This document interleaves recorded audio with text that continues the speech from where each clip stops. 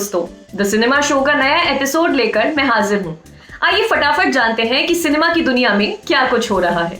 शुरुआत international news से। खबर है कि legendary singer, actress, writer Madonna अपनी बायोपिक खुद डायरेक्ट करेंगी। अपने 4 दशक से ज्यादा लंबे शानदार करियर को वो खुद पर्दे पर पेश करेंगी। फिल्म की कहानी लिखने में भी उनका योगदान रहेगा, ऑस्कर विनिंग स्क्रीन राइटर दियाब्लो कोडी के साथ मिलकर। मैडोना को हम पापा डोंट प्रीच, ला इला बोनिता जैसे बेहद पॉपुलर गीतों की वजह से जानते हैं।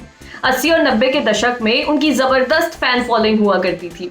अपनी बायोपिक खुद डायरेक्ट करने वाली बात पर मैडोना का कहना है कि उनकी रोलर कोस्टर राइड जैसी जिंदगी को उनके नजरिए से पेश किया जाना उन्हें जरूरी लगता है। ये प्रोजेक्ट कब फ्लोर पर आएगा अभी स्पष्ट नहीं हो पाया है। कल हमने आपको बताया था कि बुसान इंटरनेशनल फिल्म फेस्टिवल में भारत की ओर से कुछ फिल्में जा रही हैं। अब इस लिस्ट में प्रकाश झा अभिनीत फिल्म का नाम भी जुड़ गया है। उनकी फिल्म मट्टो की साइकिल यहाँ अ विंडो ऑन एशियन सिनेमा श्रेणी के तहत दिखाई जाएगी। इस फिल्म को एम गनी ने डायरेक्ट किया है। प्रकाश झा के साथ इसमें अनीता चौधरी और आरोही शर्मा भी दिखाई देंगे। फिल्म की कहानी एक ऐसे परिवार के इर्द गिर्द घूमती है जो एक नई साइकिल को खरीदने के लिए संघर्ष कर रहा है। अभी 2 दिन पहले हमने आपको बताया था कि साउथ के सुपरस्टार विजय सेतुपति की तमिल फिल्म का पाय रणसिंगम थिएटर्स की जगह जीप्लेक्स पर रिलीज होने वाली है, जहां ये पे पर व्यू के हिसाब से देखी जा सकेगी। अब फिल्म की रिलीज डेट भी आ गई है। फिल्म 2 अक्टूबर से देखी जा सकेगी। फिल्म के 10 इंटरनेशनल भाषाओं में सबटाइटल्स होंगे। विजय की यह फिल्म किसानों और जमीन हड़पने वाले उद्योगपतियों के बीच के संघर्ष की कहानी है। एक्टर सचिन खेड़ेकर ने अपनी आने वाली मिस्ट्री थ्रिलर फिल्म हलाहल का टीजर रिलीज किया है। ये अपनी तरह का अनोखा टीजर है जिसमें किसी एक्टर की जगह अखबार की न्यूज दिखाई देती है। हलाहल एक सच्ची घटना से इंस्पायर्ड है। ये फिल्म एक 23 साल की लड़की की मौत पर बेस्ड है, जो आत्महत्या थी या हत्या ये अभी स्पष्ट नहीं हो पाया है।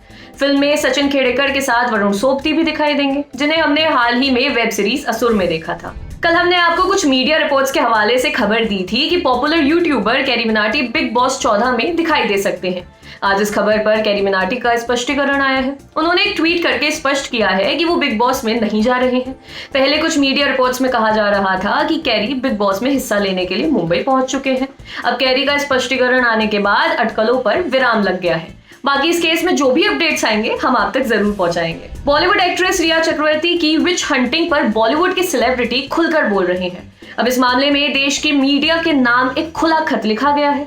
इस खत में मीडिया को संबोधित करते हुए लिखा गया है कि रिया के पीछे पड़े मीडिया को देखकर ये समझ नहीं आता कि पत्रकारिता की नैतिकता को क्यों त्याग दिया गया है। आप एक महिला की गरिमा को बनाए रखने के बजाय कैमरे लेकर उस पर हमला करने में लगे हैं। आप उसकी निजता का उल्लंघन कर रहे हैं और झूठे आरोपों पर दिन रात काम कर रहे हैं। रिया को फंसाओ ड्रामा चल रहा है, जबकि हमने सलमान खान और संजय दत्त के मामले में आपका दयालु और सम्मानजनक रुख देखा था। इस खत पर 60 संगठनों और लगभग 2500 लोगों के हस्ताक्षर हैं।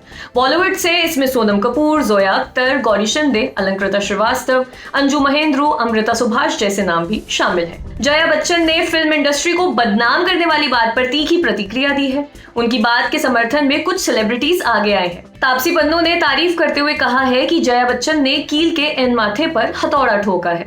फिर एक बार इंडस्ट्री से एक महिला ही उठकर खड़ी हुई है। अनुभव सिन्हा ने ट्वीट किया, जया जी को सादर प्रणाम भेजता हूँ। जिनको पता नहीं वो देख लें, रीढ़ की हड्डी ऐसी दिखती है। उनके इस ट्वीट को रीट्वीट करते हुए फरहान अख्तर ने लिखा कि हर जरूरत के वक्त जया बच्चन आगे आई हैं। सोनम कपूर ने कहा कि वो जया बच्चन जैसी बनना चाहती हैं। दिया मिर्जा ने कहा, जया जी बिल्कुल सही है। मैं बहुत आभारी हूँ कि उन्होंने इंडस्ट्री के लिए बात रखी। हम हर बार सोशल अपलिफ्टिंग और समाज के सुधार के लिए खड़े रहते हैं। हालांकि जया बच्चन के विरोध में भी कुछ लोग बोल रहे हैं। कंगना रनौत के अलावा रणवीर शौरी और मुकेश खन्ना ने उनसे असहमति जताई है। जया बच्चन के समर्थन में बॉलीवुड से लोग आगे आए, लेकिन जिनसे ये बात शुरू हुई वो रवि किशन अपनी बात पर कायम है। जया बच्चन की प्रतिक्रिया पर उन्होंने कहा, मुझे उम्मीद थी वो मेरा साथ देंगी। इंडस्ट्री में सब लोग ड्रग्स नहीं लेते, लेकिन जो लेते हैं वो इंडस्ट्री को खत्म करने के प्लान का हिस्सा है। मैं युवाओं के भविष्य के लिए आवाज उठाता रहूंगा। इंडस्ट्री में हजारों करोड़ का ड्रग्स का कारोबार चलता है। रवि किशन जया बच्चन मसले में अनुभव सिन्हा ने एंट्री करते हुए रवि किशन को ही एक सलाह दे डाली। उन्होंने कहा कि रवि किशन को भोजपुरी इंडस्ट्री में फैली अश्लीलता पर भी बात करनी चाहिए। उन्होंने कहा, पिछले 30 साल से इस भाषा और कला के सीने पर नंगा नाच करके एक पूरी पीढ़ी में जो अश्लीलता का जहर घोला गया है उस पर भी बात होनी है। गौरतलब है कि अभी हफ्ता भर पहले ही अनुभव सिन्हा ने मनोज वाजपेयी के साथ मिलकर एक भोजपुरी रैप सॉन्ग रिलीज किया था, जिसे भोजपुरी को अश्लीलता के टैग से मुक्त कराने की दिशा में मेन स्ट्रीम का महत्वपूर्ण कदम कहा जा रहा है। एक्टर प्रोड्यूसर निखिल द्विवेदी और कंगना रनौत के बीच कल काफी देर तक ट्विटर वॉर चलता रहा। दोनों एक दूसरे के ट्वीट्स पर तल्ख जवाब देते रहे। शुरुआत निखिल के एक ट्वीट से हुई।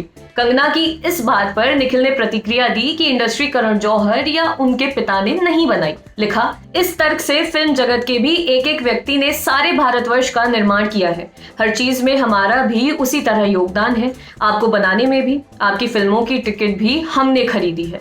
जवाब में कंगना ने लिखा, क्या निर्माण किया? आइटम नंबर्स का, अधिकतर वाहियात फिल्मों का, ड्रग कल्चर का, देशद्रोह और टेररिज्म का। निखिल ने रिप्लाई किया, अगर ये इतनी ही वाहियात जगह थी तो आपको यहाँ किस चीज ने आकर्षित किया कि आप इतना सब छोड़ के इतनी मुसीबतें सहने के बाद भी यहाँ डटी रही? कुछ तो सही देखा होगा ना आपने भी।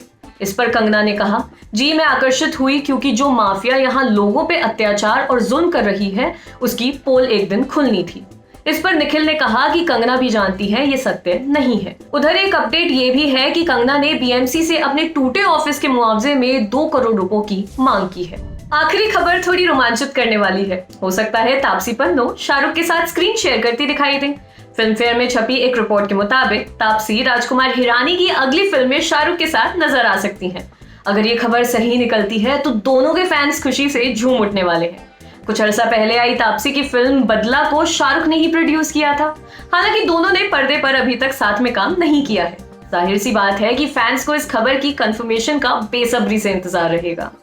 और आखिर में हम जन्मदिन विश करेंगे कमाल के गीतकार प्रसून जोशी को। Happy birthday Prasoon. शो की क्लोजिंग भी उन्हीं के गीत से। गाना एक अप्रतिम फिल्म तारे जमीन पर से चुना है। बंदिशों से डरने वाली प्रतिभाओं के लिए प्रसून लिखते हैं, क्यों इस कदर हैरान तू, मौसम का है मेहमान तू, दुनिया सजी तेरे लिए, खुद को जरा पहचान तू, तू धूप है छम से बिखर, तू है नदी ओ बेखबर, बह चल कहीं उड़ चल कहीं, दिल खुश जहां तेरी तो मंजिल है वही। आज के शो में बस इतना ही। कल फिर मिलते हैं। टाटा।